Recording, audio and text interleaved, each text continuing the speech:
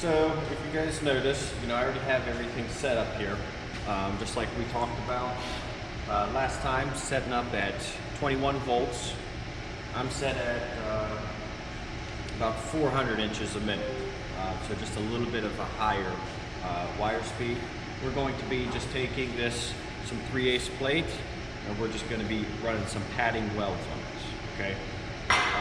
So this morning, before we started, I have already, since it's been a while since we have been here, I wanted to make sure that when I start out welding, I'm not going to pull any of that porosity. So, remember we talked about the jog and the purge on the wire feeder itself. So I had already, purged the line with the gas, after I put in that we don't have any porosity that's going to get in our weld. Now, for the best bead appearance, you would want to, grind and buff. Grind for sure, buffing isn't necessary, but the cleaner the metal, the better off you're going to be. So you would want to clean this as much as you can, but it's not necessary. So this mill scale will just leave like a little bit of brown, residue on here. So it'll be okay without having to grind it, but like I said, better to grind it and have your maximize your bead appearance on it. So unlike stick welding, MIG welding, you don't have to use a chip and hammer because your flux or your slag is your shielding gas. So there's no need to have a chip and hammer. You might every once in a while get a little bit of like little pieces of metal that come up to the surface, but usually if you take a wire brush and brush that, it comes right off. So there's no need for a chip and hammer, but there is a need for a shielding gas. So you take one out and you got to replace it with another. So the only thing that we actually have here is just our welding gun with our machine there. Okay. Now, your wire, it's always good to get in the habit of, like, say if you weld a pass, okay, your wire is always going to have like a ball that forms on the end after. It's always a good habit to cut the end of that ball off because it makes for an easier arc start.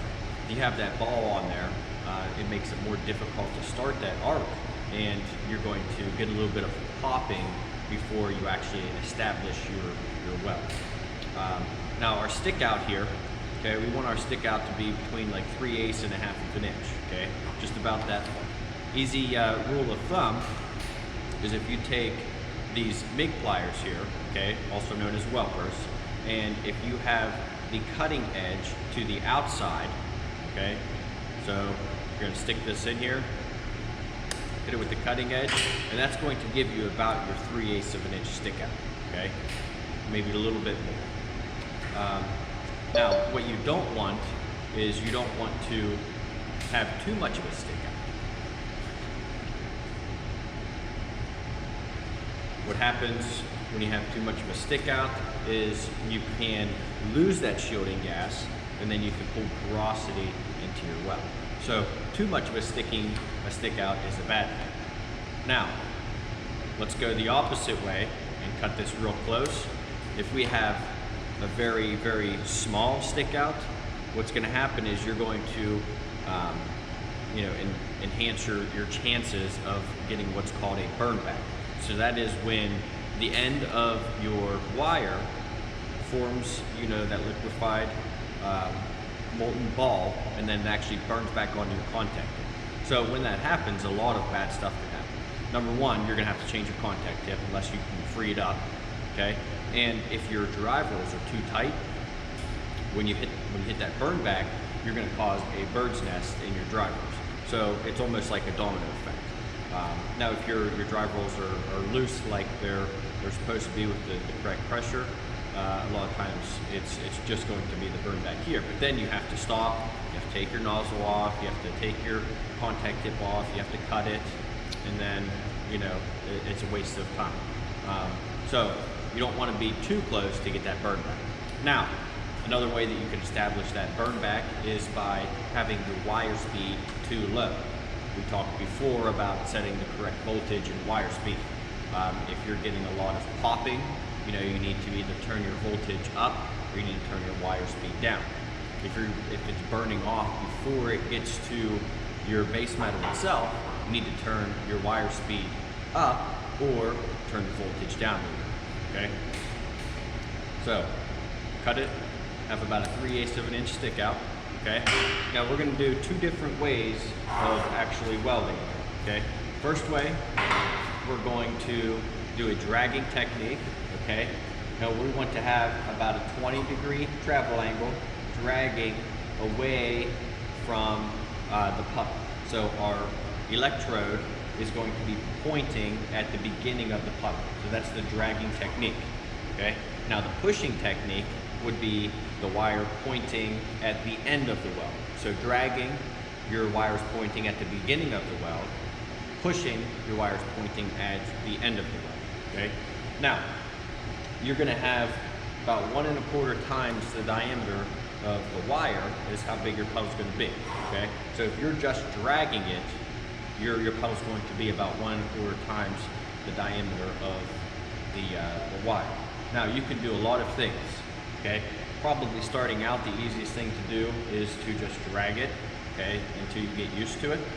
And then I prefer to run circles, okay? So you can run circles that go all the way down. It gives a nice dime looking effect.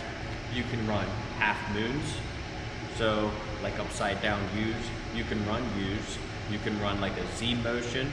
You can run like a figure 8. You can do almost anything that makes you comfortable welding with this. But for starting out, I recommend you guys just dragging it and then getting a little bit more comfortable and then starting to manipulate. You're gonna get the best bead appearance by manipulation. You're gonna get that dime looking effect by manipulating, okay? So we're gonna start out, we're gonna have our 20 to 25-degree angle, okay? So with this conductor tube that is angled, we're already gonna have that natural angle just by holding this flat, okay? So this is already probably a 20 or 25-degree angle, okay? Now what we don't wanna do is we don't wanna go like this and try to make that straight on so we can see better.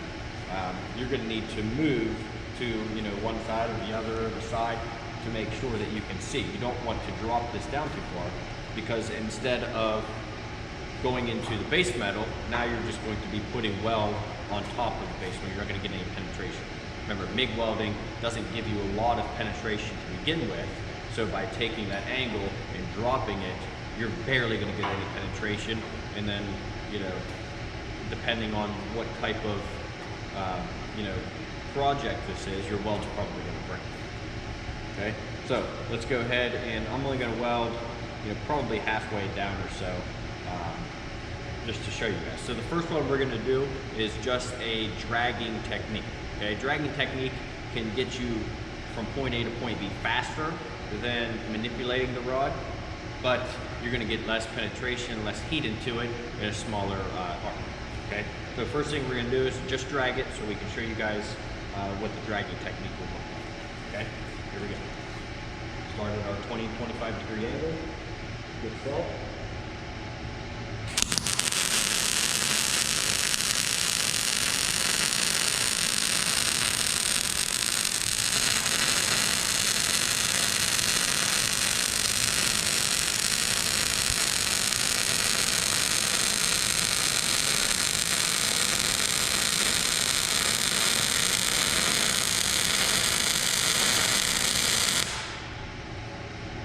Okay, drag technique, not very good. I prefer not to do it. It's kind of crappy. We actually pulled some porosity in this weld, so we're going to turn this to the other side. That way, we're not going to deal with that porosity. And then we're going to show you guys a little bit of the manipulation. Okay, so same position. Okay, so instead of just dragging it, we're going to manipulate in little circles from side to side. Okay.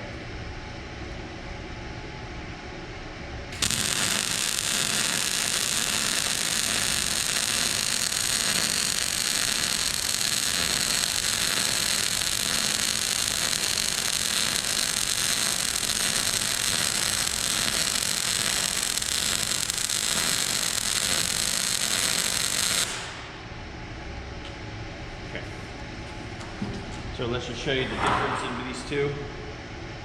Okay, here was the circles. Okay, this is just a little bit of mill scale here. Okay, just a little bit of mill scale here.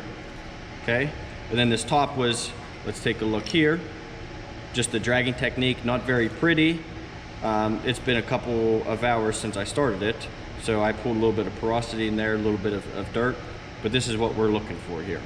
Okay, nice small circles. So what we're gonna do, just take a wire brush, clean this up a little bit.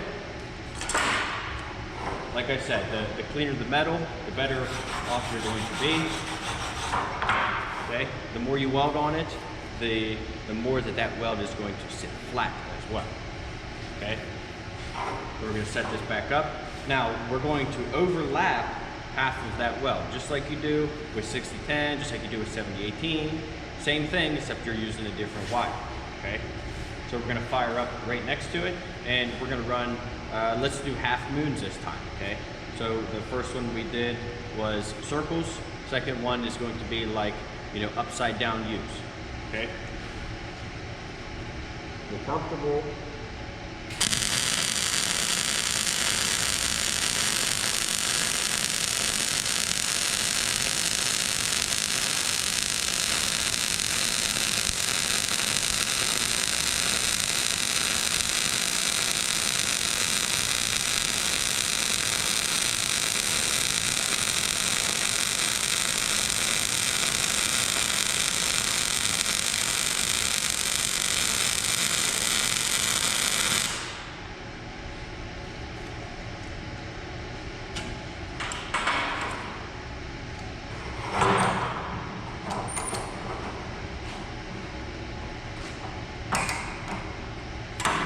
You guys will be able to tell, maybe, that I've only made 2 passes here, and you can already see this is not my stuff on the back, but you can already see that, you know, it's glowing red right through there. There's just 2 passes on there. Okay, so first pass on the right side, then second pass right next to it. So this is like a circular motion. This is running with like little half moons. Now once again, take your wire brush. Brush it nice and easy, okay? And then the next one, you can just weld, and this is up to you guys to figure out. So, you know, what's going to be most comfortable for you? Is it going to be running circles? Is it going to be half moons? Is it going to be just dragging? Is it going to be like a Z motion? That's going to be up to you to figure out. I will say you don't want to go too far, okay? That manipulation should only be about 1/4 of an inch from side to side, okay? 1/4 inch total. If you go any bigger than that, what's going to happen is your puddle's going to be too big, and then you're going to have less heat input. You're not going to get enough penetration, and then you're going to be back at square one with the welding too fast, okay? So maybe this next one we can do like a Z motion, okay? Very similar to the upside down U's or the half moons.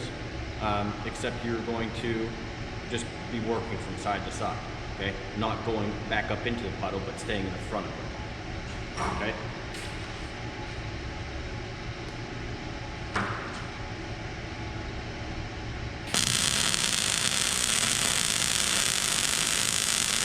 You always want to make sure that you're timing that previous weld.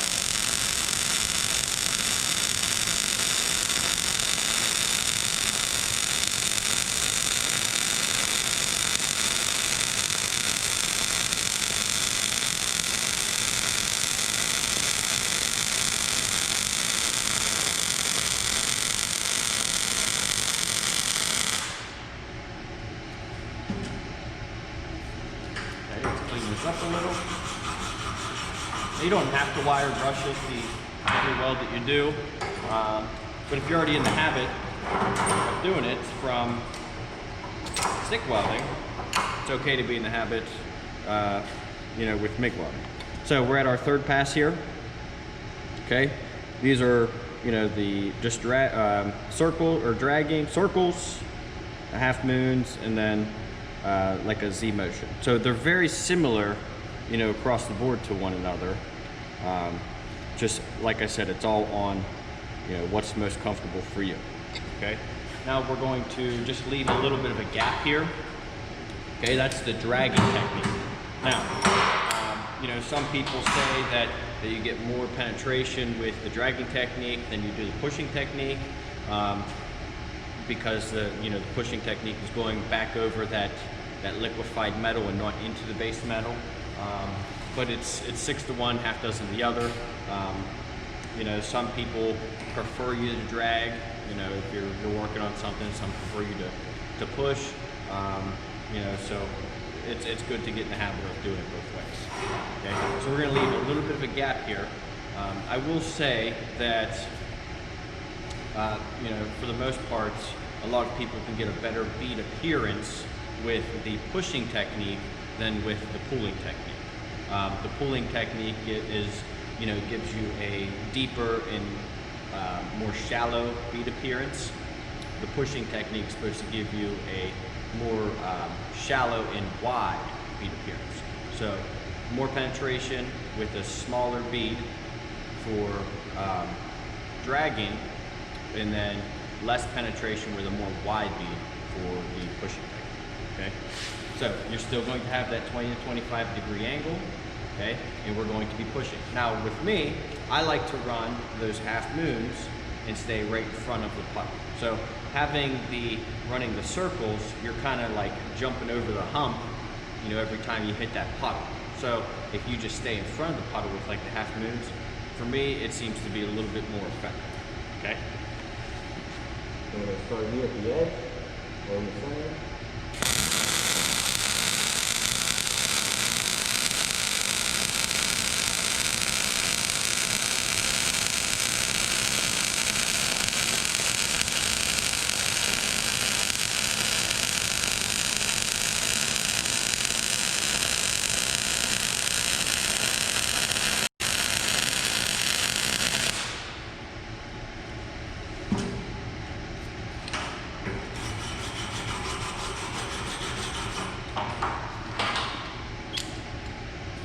A little bit less penetration, but overall it's almost like the same exact weld. Okay, so this is the dragging side and this is the pushing side. Now I will say with the pushing, it seems for me that I get just a little bit more spatter, even though I still have the same angle, you know, all the same settings. You know, I have established a little bit more spatter with the pushing technique. So it really depends on comfortability. You can go either way with these, whichever one you want to do. Okay, we're going to perform another weld here. Okay. Try to get in the habit of clipping that end off. It'll make your lens a lot easier.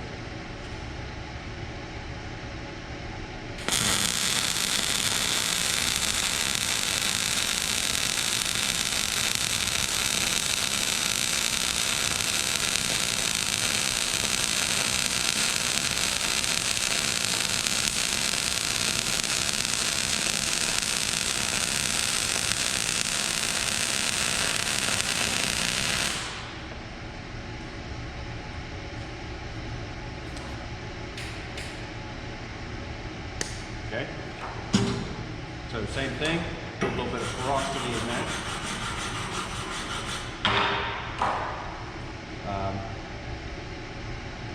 So let's try over here. What you can also do is you can go and make a weld from a dragging technique and then come back with a pushing technique. And I'm going to show you guys how we do that. Okay, so if I take this, I'm only going to weld 3 inches across here. Okay, going to create the weld that goes with the dragging technique. Okay, sorry about that. So we're going to create and you don't necessarily want to continue the weld. You want to go across, stop, and then back across. Okay, let that weld cool down a little. If you try to just go across and then back across, you're going to get that cherry red, and it's going to be way too hot. Okay, So here we go. So here.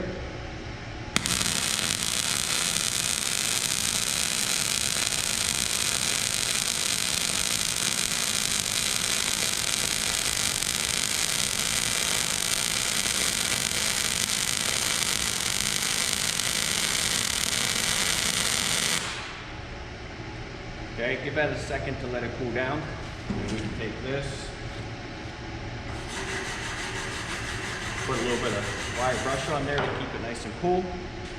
By that time, now we're ready to maybe run that pushing technique.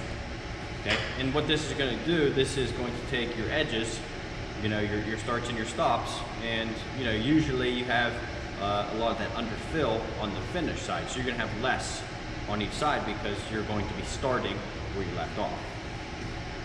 Okay, so let's go here.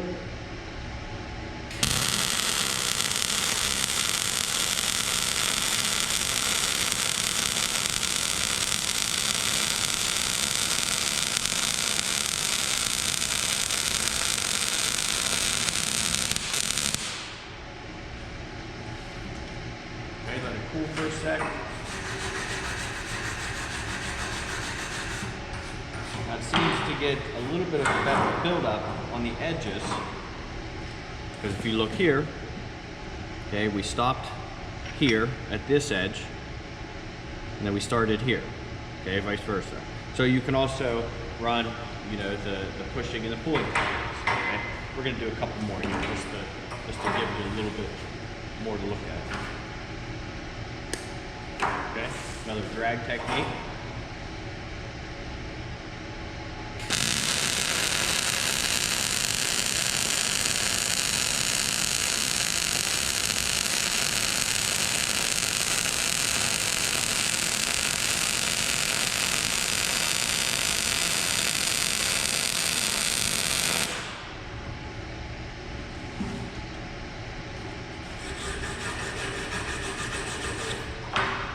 Okay, give it a sec to let it cool.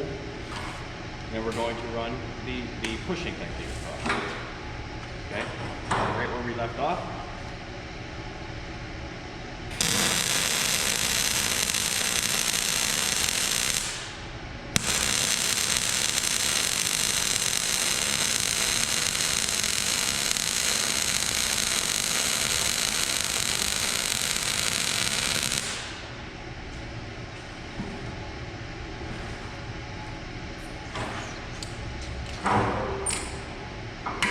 Okay, ultimately, you know, this is kind of like what it should be looking like all the way across.